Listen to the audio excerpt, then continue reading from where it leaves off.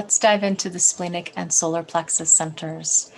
Now, again, we are continuing on in our journey, looking specifically at your design through definition, either what is colored in, defined, or what is not, undefined.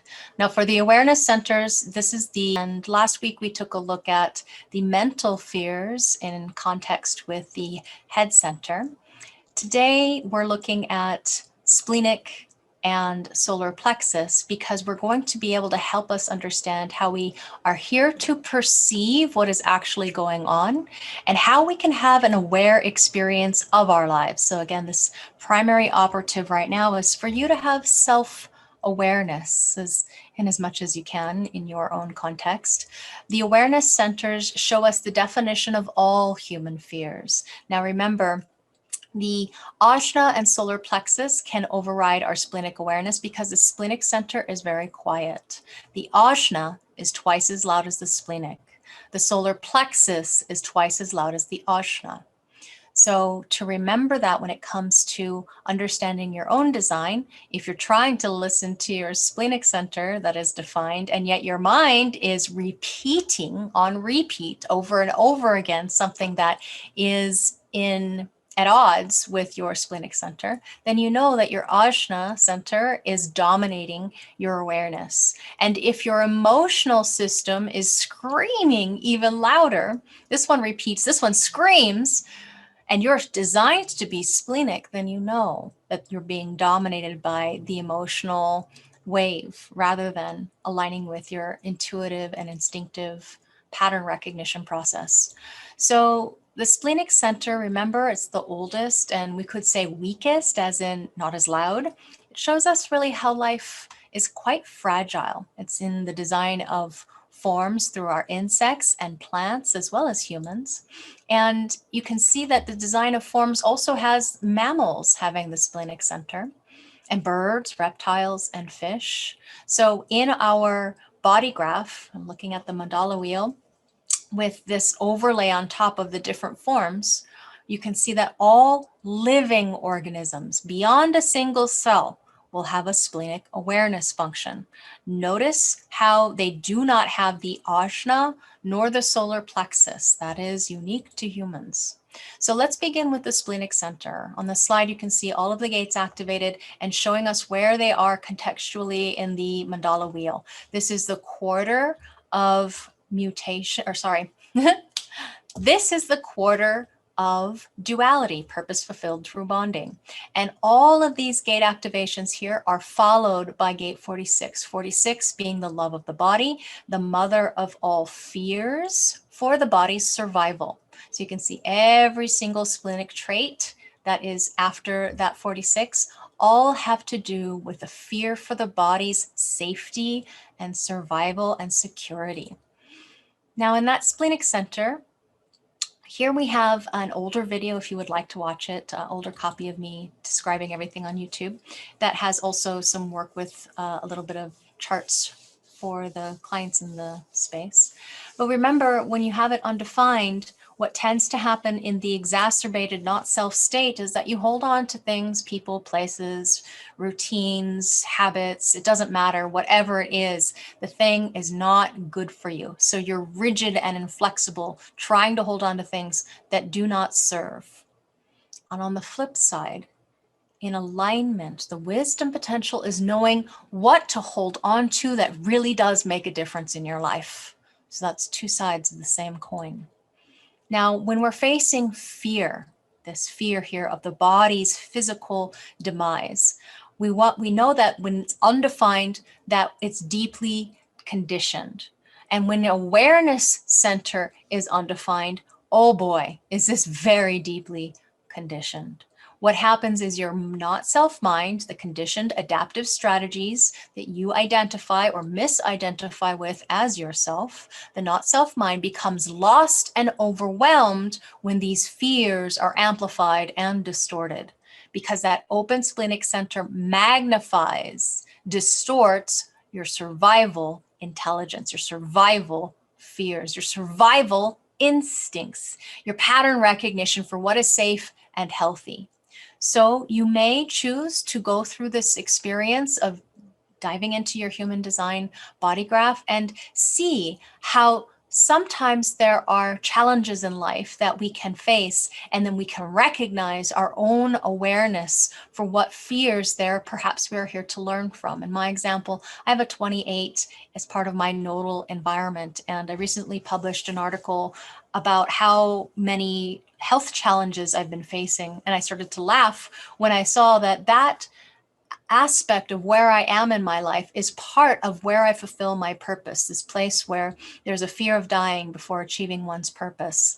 That is part of what is being distorted by my mind. So if I make a decision spontaneously from my mind, in order to resolve that fear of dying before I've achieved my purpose, I know that that's drawing me into my mind's not self purpose, rather than waiting for recognition clarity to make a decision that I can trust. So we can resolve our fears when we recognize what's going on by not giving in to those adaptive condition strategies to make decisions because of the fear.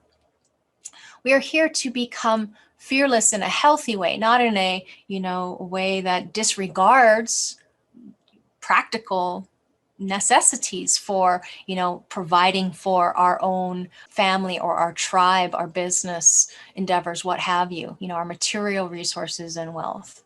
It doesn't disregard our need to find meaning and purpose in life, or our ability to have a presence or a state of awareness in the moment. And we're definitely not disregarding our ability to have correct judgmentation that improves upon the talents and the abilities to experience life in a way that brings real creative fruition to our depth of solutions and skills that we may have. But it does deal with and confront each individual fear as it arises through our decision-making strategy. And that will result in giving us a sense of well-being, health, and safety and security, that we can trust our own authority and be our own authority in this life. So now the splenic center keeps us from being eaten up, as Ross says, by harmful bacteria, fungi, and microbes, of which we all have many pounds of which in our bodies.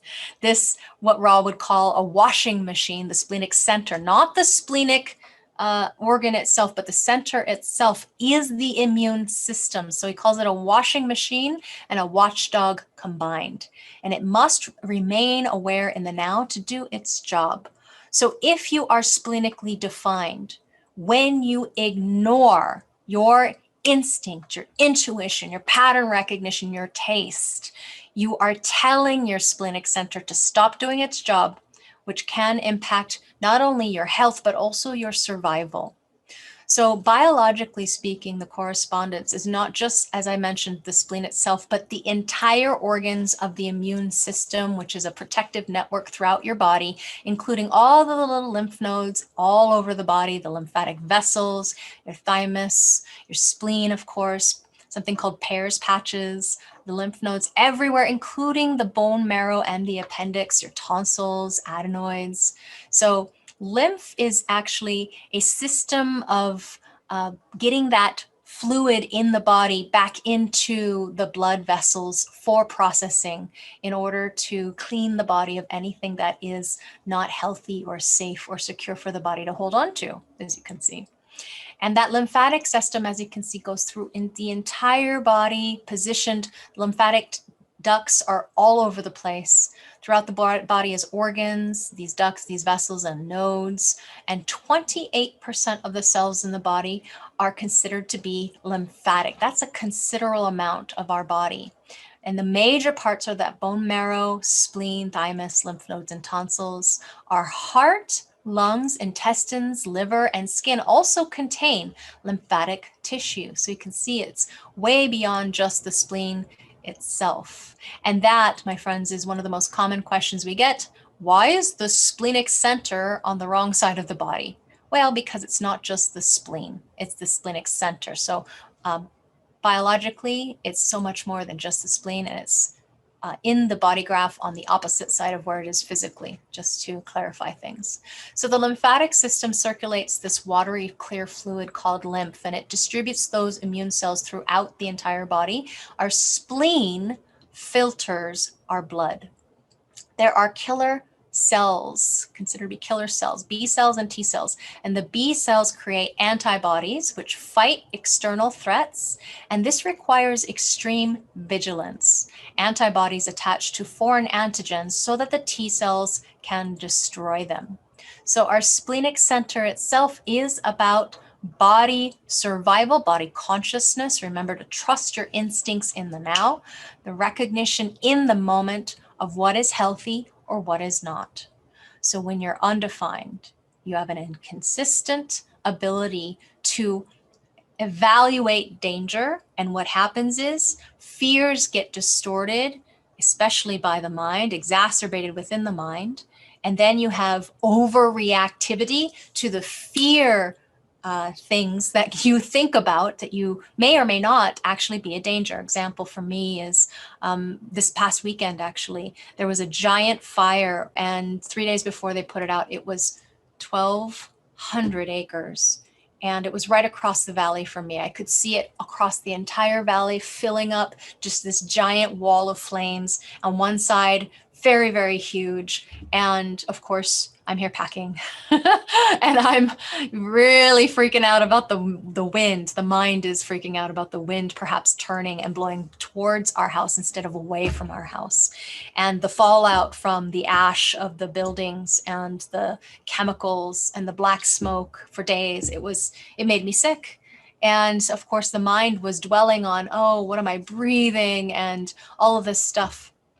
So exacerbating and distorting what the body was actually going through because of the fears. It's what the mind does. So there is an inconsistent ability to ascertain danger to the body if it's undefined. When it's defined, you have a consistent way of relying upon your instincts or your intuition or your pattern recognition to keep you safe and healthy and present in the now, in this moment. So our warnings for our physical body are rooted in our ability to survive. Splenic authority, when it is your authority, so no sacral, no solar plexus defined, it must be honored no matter what. And again, the moment you don't listen to that still, quiet voice of flash of intuitive clarity or knowing in the now, or you don't listen to your smell recognition, your instincts, or you don't listen to what you sense through your touch, you don't listen to your pattern, your visual perceptions, pattern recognition of what is tasteful, healthy to you. When you don't listen to that, you're negating your body's innate intelligence. So splenic authority needs to be honored no matter what. That is your health, safety, and security. Everything for you is a health-based decision. Now, the role of fear, false evidence appearing real, or forget everything and run, or face everything and rise. This awareness for the physical body here begins with fear. Fear, as Ross says, is the seed for intelligence. Fear is not bad. It is the mechanism of intelligent awareness. The splenic system is about our intelligence to be afraid. Fear for survival generates alertness, and out of that comes awareness that keeps us alive. So we have our tribal fears. We have the gate 50, which is the gate of values and brings a fear of responsibility. The gate 32, which gives us the fear of failure, gives us the gate of continuity, is about recognizing what can succeed. The fear of the past brings us an alertness to the conditions for success. That's the gate of alertness. And all of these instinctive tribal fears have to do with our people we consider to be ours, that we know, that we perhaps live with, that we work with, the people physically that we consider to be ours, that we are a part of. Those are our tribal fears. Now, the splenic stream of instinct goes through two of those tribal fears. So we have the fuel, as you remember, the gate of ambition is the fuel or the drive to transform or not. Met by the gate of continuity, the potential awareness of what can or cannot be transformed, creating that channel of transformation. Then we have, moving through the splenic center, to the possibility for alertness, where transformation can be stored as a memory or not. And then finally, we have the mechanism of the egoist, gate of the egoist, the will to apply energy, or potentially not, to control or manipulate memory. This is a significant portion, the stream of instinct, the significant portion of the mechanism for our memory. Memory gates are here. So in our tribal instinctive fears, remember, this is a review. This is an alertness of the fear of the past, awareness through smell for the talents and potentials of others or not, and brings a fear of the past. Fear of that past baggage will catch up with them. Now, gate 32 on the other side, we have the gate of continuity, that fear of failure, that is that potential awareness that feeds into the alertness or the fear of the past. Awareness of what can be transformed or not brings fear of failure, and it may hold you back from doing what you want or instinctively recognize that you want to do. Now, 50 is the root of all intelligence. Okay, 50 is the root of all physical intelligence of the body. What brings us our values, the gate of values, brings a fear of responsibility as well. Awareness to be responsible for the preservation of others or not. Fear of taking on the responsibility or taking on too much responsibility because of that fear. Now, education is a primary component of how we control or manipulate our tribes. Education is the most powerful weapon which you can use to change the world, says Nelson Mandela. Education is a primary component of how the tribe is ruled. We have our laws. Now, in individuals, rules go out the door because individuals are unique. Individuals go to the march to the beat of their own drum, so to speak. And we have the gate 28, which is the gate of the game player or the risk taker. It brings a fear of death. Actually, it's not about dying. It's a fear of dying before you've achieved your purpose, that you may get to the end of life and not recognize what makes life meaningful, what gives you that higher purpose on this material physical plane. Have you done something that leads you to know intrinsically your personal empowerment in the now? That movement of energy goes through to gate 57, the gate of intuition, brings a fear of future. What is going to happen tomorrow? That future, knowing or not, being aware or not, intuitive or not, of what's happening right now. These individual intuitive fears bring us the seed for our survival awareness individually. Now, that splenic stream of intuition, remember, it begins with the pressure, the fuel of the fighter, to give us energy to struggle, to fight for what? A higher purpose in life, that awareness to struggle, potential awareness of what makes life meaningful. A life that's meaningful, a life that's worth living, a life that's worth dying for because you fought the good fight. Now, further on through that splenic awareness function is the possibility for clarity, which brings this awareness to struggle for knowing or not. Clarity comes as an awareness of the now, struggling for knowing. And that now expression, the manifestation of knowing or not, says, I know I am now. That's the stream of intuition. So in the splenic stream of intuition, remember gate 28, gate of game player and the risk taker, fear of dying without a knowing what your purpose on this plane is about, brings you awareness to struggle for purpose, potential awareness of what the purpose has been about or for. What happens is you might not take risks out of fear, or you fear that life has no purpose unless you take risks, unless you take those risks, spontaneous risks. And further up through the stream, gate of intuition, fear of the future, brings an awareness right ear to hear truth in the now or not. Fear of the future, fear of what the future will bring, so you might hold back and not listen to your own individual truth or your knowing, whether it be now or over time. The collective taste fears bring a fear of judgment. Judgmentation as a stream. Very, very judgy. Don't let that fear of being judged stop you. Gate 18 is the gate of correction. It brings a fear of authority. And gate 48 is the gate of depth. It brings a fear of inadequacy, not having enough depth to provide solutions. So the splenic stream of taste, remember the fuel, the pressure is the aliveness or the vitality. The fuel to bring vitality met up with the potential awareness of what is vital through the gate 18, correction.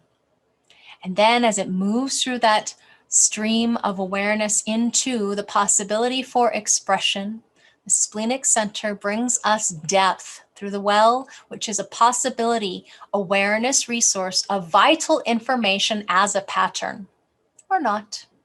And then it brings us through the expression, through the skillful identification with what you recognize as part of a pattern.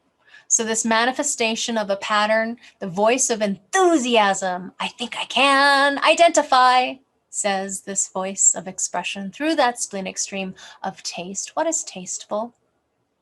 This is the salt gate. Salt, 18. You have a defined 18, you need salt. If this is your authority, you need salt in order to process healthfully your awareness, your pattern recognition in the now. Collective taste fears, again, that gate 18. Gate 18 being the correction, the first awareness of the pattern that needs to be corrected or not. Fear of being judged by others and too much self-judgment can be found here. And that fear moving through the splenic center into the potential awareness to possible expression of 48, the gate of depth brings fear of inadequacy. That awareness of a potential solution can be brought to possible expression.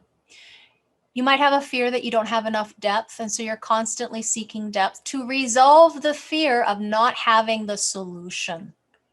The pattern put together into recognizable pieces for experimentation.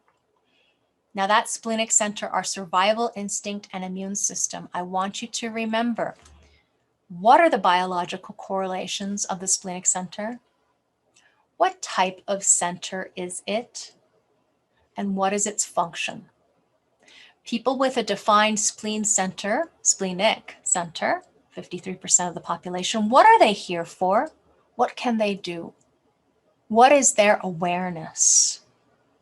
And the undefined spleen, what can they do? 47%. What can we recognize or respond to? As a not self strategy of the undefined spleen, what is it that people tend to do? Because they are so afraid. What do they do? That is the thing, the most important thing I want you to remember, particularly about you. That was our splenic center. Hopefully that was helpful. Now, there are some extra pieces that I could go into with your charts, by the way.